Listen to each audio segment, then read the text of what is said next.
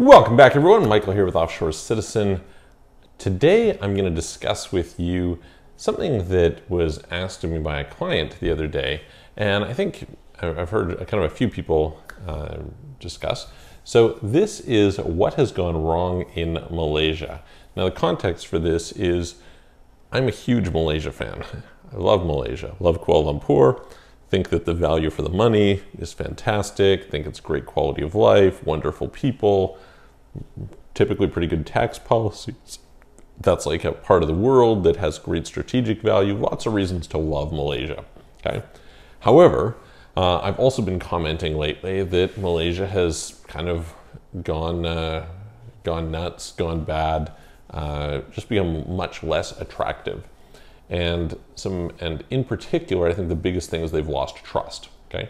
So some people were asking me, like, hang on, like, what happened? Like, you've kind of alluded to this, you've alluded to that, what's going on? So today I'm going to explain to you what has gone on in the last basically 2 years or so with Malaysia. I'll give you a little bit of the history and how, you know, they're falling off the horse, and we'll see exactly, you know, when they get back up. Hopefully it's soon. I talk to friends in Malaysia all the time, and I'm telling them, like, guys, you got to do something about that government. And they're like, I know. Don't worry, it's going to get taken care of. But anyway, we're going to dive in and discuss that. Before we do, if you haven't already, please hit the subscribe button, nail the notification bell, hit that little all notifications. If you want help with where to relocate, getting residency program, like residency permits, if you'd like to get a second citizenship, second passport, if you would like to figure out how to optimize your international tax, protect your assets, form companies, open bank accounts, figuring out the strategy as well as the execution, please reach out to me. You can book a call, calendly.com/Michael-Rosmer. There's a link in the description below, or send a message to our websites, offshorecitizen.net or offshorecapitalist.com. Okay, so let's go back in time to, I don't know, I think maybe around like 2014. Okay, so 2014, for those of you who don't know, is pre-FATCA. Back in around like 2013, 2014, and before then, it used to be really common to form companies in places like Marshall Islands, Anguilla, BVI, et cetera, et cetera. So there was a host of them. We would often, back then, this was like early days when I was in this business, form companies in places like Marshall Islands, places like Anguilla. You could do Vanuatu, you could do Samoa, you could do Liberia, you could do all kinds of places. And at the time, it was relatively easy to open a variety of bank accounts. Okay, you could do this in Hong Kong, you could do it in Singapore, you could do it in Georgia for offshore companies. In fact, this was kind of in the early days when we started banking at places like TBC. You know, people hadn't heard of this. Georgia was an undiscovered place. You had Mauritius, you had, you know, places in the Caribbean, et cetera, et cetera. Cyprus, there was like a bunch of options in Cyprus that remarkably were actually fairly good. FBME was a thing, etc. Okay, and what that meant was that you could form companies in these like very traditional tax havens without any local substance and get bank accounts and actually operate through that structure, lo and behold. Now, that started to change with 2015 when FATCA came in. It got much worse when CRS started to come in. They brought in the Anti-Tax Avoidance Directive. And so as things started to get harder, as it became more difficult to have banking in some of these jurisdictions, I remember somebody, a business partner I was doing business with, told a story about being in Malta where you used to be able to open accounts, you know, places like Bank of Valletta, and having some Nevis corporate documents, and the person's like, ugh, we don't want to deal with that, you know. So that trend kind of evolved. And what it meant was that you had to start planning more for substance and more for the location of where you could get banking and good quality banking, okay? So back previous to then, Malaysia had their jurisdiction Labuan. Now Labuan had two sets of possible tax programs, okay? The one was you could pay a flat tax of 20,000 Malaysian ringgit. It was at the time approximately $7,000, maybe something like that. Or you could get something like a 3% tax rate for trading income, and then there's always 0% for holding company income, okay? Now, that was not that popular because, well, you could do 0% in Hong Kong. You could do 0% without audited financials in Anguilla or in a bunch of other places, right? So it was like, well, why would I pay more plus pay this tax? What am I really getting for it? However, fairly kind of like before the move started to go there, I'd seen that, hey, listen, the deal was that there was going to be this move towards substance. And so we needed to double down in our structure designs on substance. And it turned out Malaysia was a really great place for this. Why? Because you could get good local banking. You had basically Singapore banking, right? At the time, Standard Chartered, UOB, as well as the local banks. There was OCBC, etc. Plus you could get them elsewhere. On top of that, the cost of wages were quite low. So you could hire people in Malaysia who were, there was a pretty decent sized talent pool, good, hardworking people, first language English, although a little bit of a weird accent for some people, but it's pretty good. And so you could say, all right, well, this is a great place that I can establish substance and have banking. I can have this congruence, right? On top of that, Labuan had a variety of tax treaties, which was not true for a bunch of these other places. And so this again was fairly useful. And it turned out that it started to gain some momentum, right? They went in and they got rid of the flat tax. They went to only the 3%, but 3% is pretty good, right? You're pretty happy to pay 3% tax. That's a reasonable number. And some people like the idea of paying tax, period, so they could point foreign jurisdictions to say, hey, listen, we're paying tax there, right? At the same time, they brought in substance requirements. They said typically you had to spend 50,000 Malaysian ringgit per year in the jurisdiction. You had to hire 2 full-time people and have some office space. This was not that big a deal because you were willing to, you're like, hey, listen, I can probably get away with hiring a couple people anyway. The wages are quite low. So, if I hire some administrators, some accounting people, some research people, some customer service, maybe some sales, whatever, that was an option, right?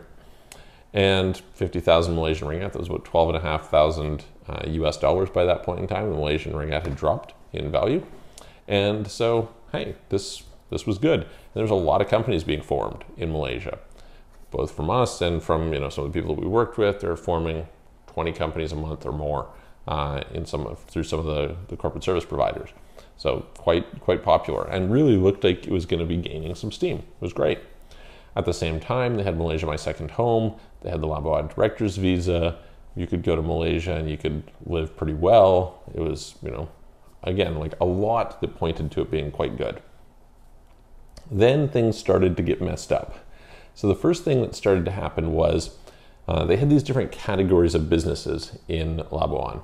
And if you met certain categories, there was different substance requirements depending on the type of business that you were, all right? So some of them, maybe you had to have 4 full-time employees, or you had to spend 100,000 Malaysian ringgit per year.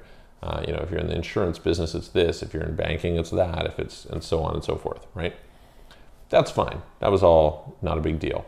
But in particular, the trading area, the one that was 3%, the active businesses, because we're considered mostly passive in the other area, suddenly we're in a position where they had all these categories that you had to fall into. And it wasn't really clearly defined what was that category. So for example, hey, an agency qualified. Well, what's an agency, right? Is it an ad agency? Is it a talent agency? Is it, a management company? Well, what can you consider management, etc. So that started to get a little bit weird, but generally speaking, you could slide in under one of those categories and it was okay.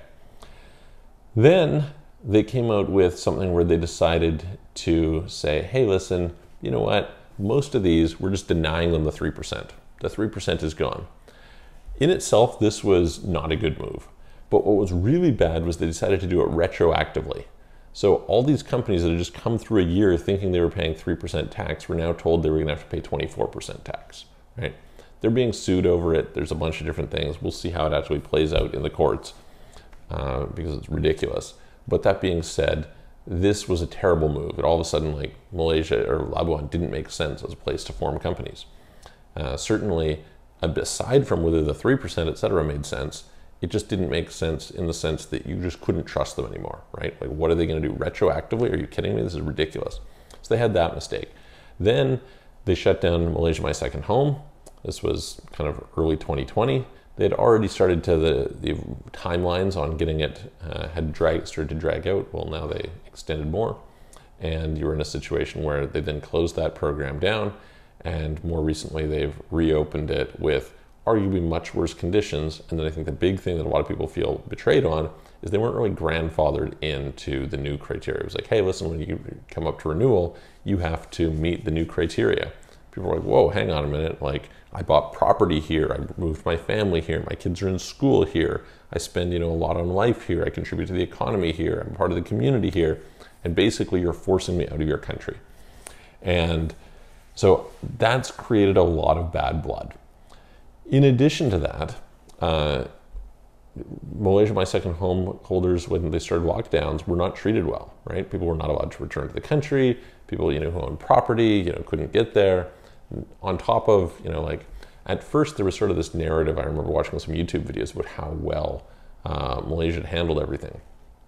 But increasingly, they weren't able to reopen. They had a lot of movement controls. So they would have these regional movement control orders, as they called them. Lots of issues, like I would call up people, I'd say, hey, listen, are the swimming pools open yet? And they're like, no. I'm like, all right, great, I can't come. And it's just like, it seems to be quite anti-foreigner. There's a lot of anti-foreigner sentiment. People who have lived there for years who say, hey, listen, I've always felt welcome here. I've always loved it, and I don't feel that way anymore. So this has created a lot of negativity within Malaysia. And I hope that they're going to turn it around.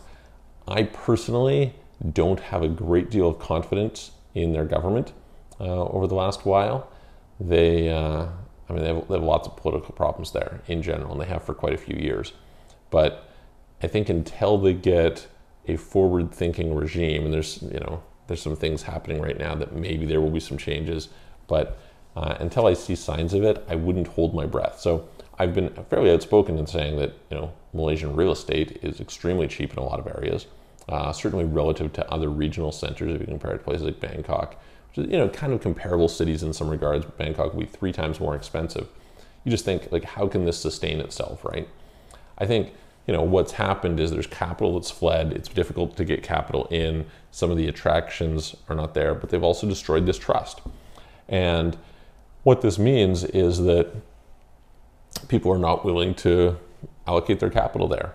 And it will probably take some time to build that back. This on top of the fact that they already had oversupply issues. They were already in a situation where, there's lots of, you can go and you can walk around in KLCC and look up at, say, the Four Seasons Tower and just see it's mostly empty, right? There's not much there. It's been there for quite a while.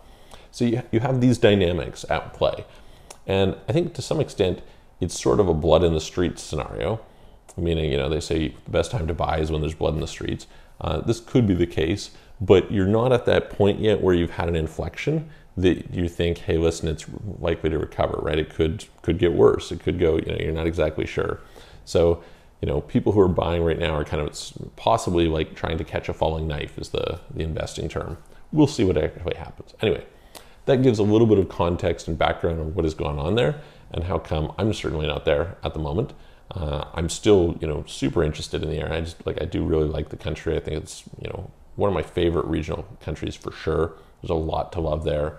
I think that there probably will be a lot to love in the future, but, they're going through a bad patch. And so it's hard to invest there until you see that sort of inflection. So anyway, let me know what you guys think. Would love to hear in the comments. Maybe you have some insights that I don't. Would love to hear from you. And yeah, if you like the video, give it a thumbs up, share it with your friends, hit the subscribe button, follow me on Twitter. I'm going to look forward to seeing you guys on the next video.